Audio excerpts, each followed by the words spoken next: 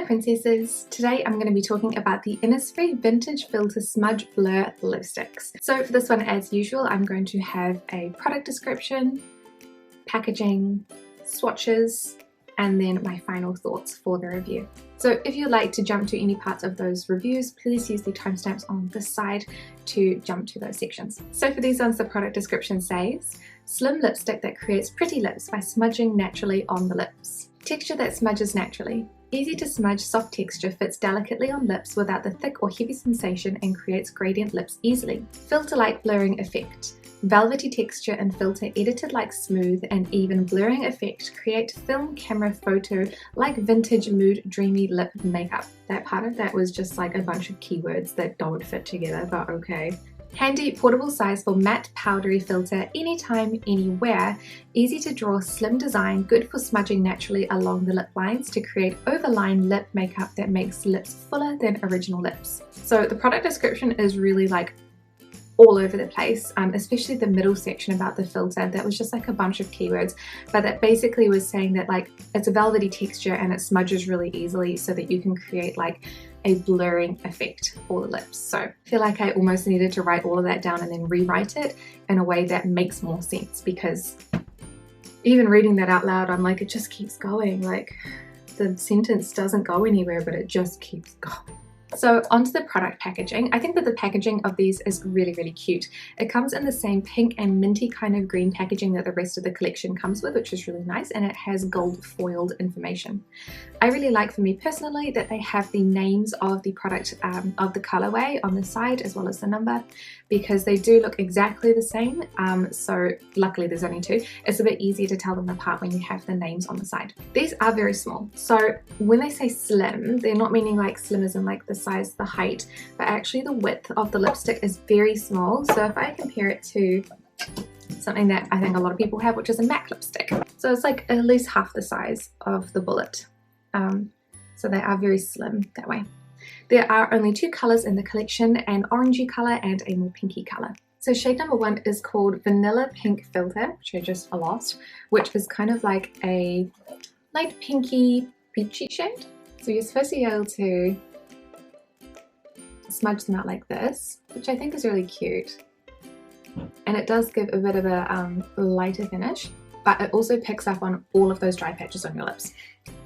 So I guess what they're going for is that overlined sort of smudgy effect, which works terribly on me.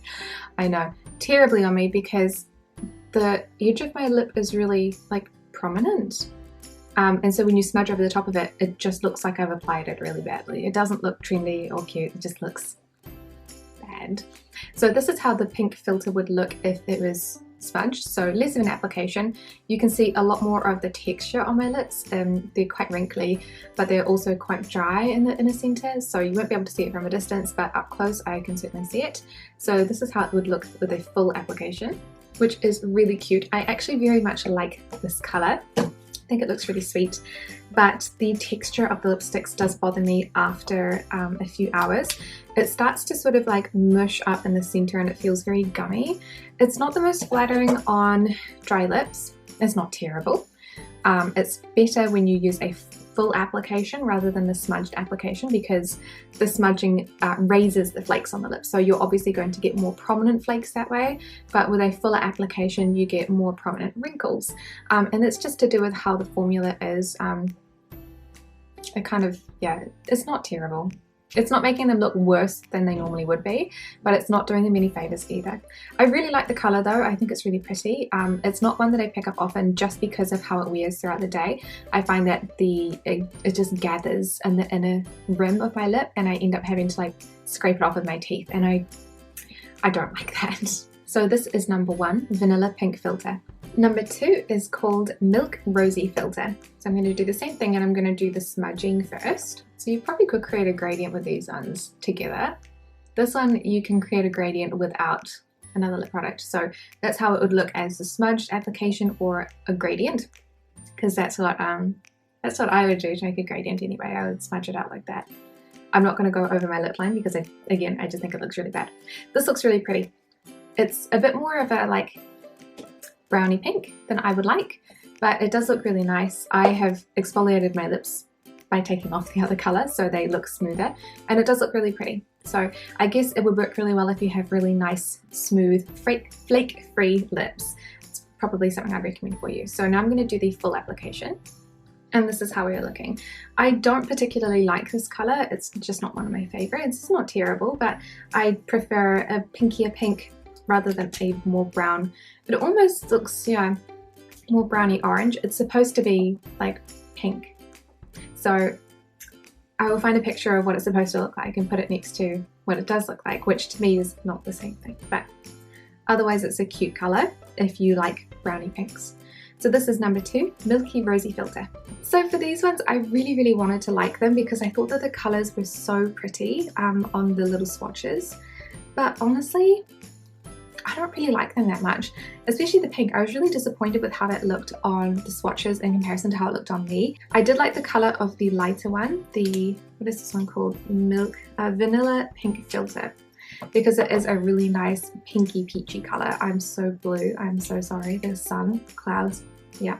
So a few things that I do like and do not like about them, because that final thoughts just kind of went ugh. I really like the packaging. I think that the slim packaging is really cute.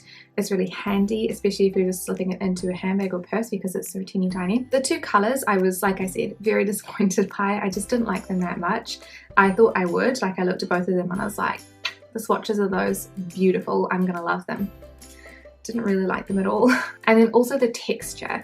I found that these were quite thick on the lips. Yes, you can blend them out, but when you're putting them, like applying them straight from the lipstick bullet straight onto the lips, they are so thick. And then throughout the day, I also found that they did that like really gummy like breakdown. So you know, like the inner rim of your lip, when it gets a little bit moist throughout the day with some lipsticks and it just becomes really thick and you can kind of scrape it off with your teeth.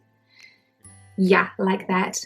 Not good, not my favorite thing. So I didn't particularly love these. They're not terrible, but they're not for me. I think that if you were looking for something that was really small, fits inside your handbag, you're not too worried about a thicker texture that makes lips look a bit wrinkly, I would say as well, and you like the 2 colors, they're a little bit off from the swatches online, but yeah, but if you like those 2 colors, they are products I would recommend because I think that they are very cute, and I especially like the packaging. I would really like it if Innisfree came out with more lipsticks that had that packaging, but maybe with a slightly different formula, because I would be all about that. So teeny tiny, so cute, but still functional. You know, like not teeny tiny like those Dear Dahlia ones where they were like minuscule, but small and functional, which we like. So unfortunately, they are products that are not going to be staying in my collection. However, I did really enjoy trying them out. So thank you guys so much for watching. I hope this review was helpful, and I will see you in the next one. Bye!